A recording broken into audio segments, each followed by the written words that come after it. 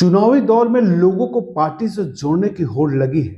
2024 के चुनाव को देखते हुए हर पार्टी अपने कुनबे को बढ़ाने में लगी है। इसी क्रम में आजसू पार्टी अपना कुनबा बढ़ा रहा है। बीते दिन प्रशासनिक अधिकारियों के लोग आजसू पार्टी में शामिल हुए थे।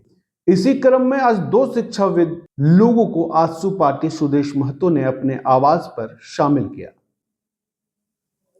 YBN यूनिवर्सिटी के डीएन राम जी यादव के साथ RKDF विश्वविद्यालय के एडवाइजर सुधीर यादव पार्टी में शामिल हुए। आइए सुनते हैं क्या कुछ कहा है इन्होंने। हमारे इस क्षेत्र के एक बड़े शिक्षाविद जिन्होंने अपना झारखंड के और झारखंड की धरती में कई ऐसी संस्थाओं को क्रिएट किया, खड़ा किया और इनका योगदान दिनों दिन बढ़ते जा रहा है।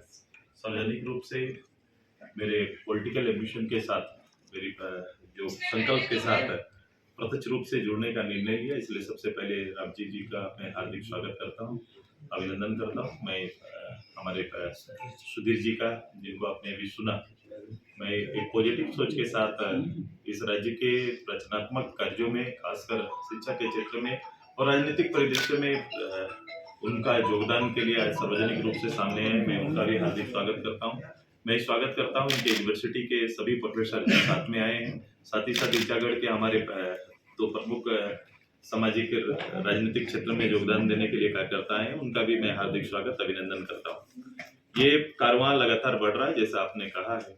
मेरी शुरू से कोशिश रही है और मैं, चूंकि जब हम लोग ने झारखंड अलग राज्य की लड़ाई में जब हम लोग ने कदम रखा, हम लोग ने झारखंड के संदर्भ में अपने विचार रखना प्रारंभ किया, उस दिन से बौद्धिक रूप से और बौद्धिक लोगों के साथ हमारा संबंध रहा है। अब याद करिए, जब हम लोग काम कर रहे थे, ऐसे कार्डर काम कर रहे थे, तो doctor Ramdayal Munda, doctor VP Kesari, ये सारे शागिर्द में पलने बढ़ने का, संजय बसु मलिक जी, डॉक्टर देवशरण भगत जी, इन सभी के बीच में बौद्धिक रूप से झारखंड को उभारने का और इनके जो प्रयास हो रहे थे, आंदोलन हो रहे थे, उनके अर्थों को स्पष्ट करके ले जाने का, इतना तक कि भारत के साथ प्रथम वार्ता में भी जिन सब्जेक्ट को तैयार किया गया, विषयों को रखा गया, लिपिबद्ध किया गया, वो सारे आजसू झारखंड JPP भी, तब का JPP और आजसू मिलकर लोगों ने तैयार किया था, तब जाके तार्किक रूप से बात प्रारंभ हुई थी।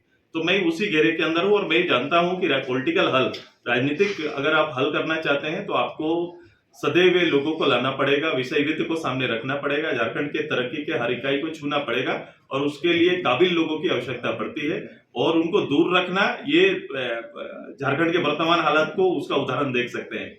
कि मैं इसीलिए फिर ये भी बात करता हूँ ना, विधान परिषद की भी बात करता हूँ। मैं लगातार जनप्रतिनिधि होना ठीक है, एक साधारण लोग जनप्रतिनिधि बन के आए, लेकिन ज्यादा जरूरी है कि जब राज्य चलाने की बात आएगी, सब्जेक्ट की बात आएगी, तो कहीं ना कहीं आपको उनके साथ मिलके या फिर उसके लिए कोई डिजाइन तैयार करके ही राज्य को आप आगे ले जा सकते हैं। तो ये तादाद अभी मुख्यालय में दिख रहा है। मैं जिला भ्रमण, मेरा कार्यक्रम है, जिले में भी ये तादाद बढ़ेगी और लोगों को मैं जोड़ना चाहता हूँ। मैं सामाजिक न्याय के दायरे में समाज का छोटा से छोटा तबका का भी चेहरा को उभारने की तैयारी हमारी है और इसी काम में हम सभी लगे हुए हैं। जिले के दौरे कब शुरू कोशिश किया होगा कि देश और राष्ट्र तभी आगे बढ़ सकता है जब उसकी जो पॉलिसी एजुकेशन की है वो बहुत इंपॉर्टेंट हो।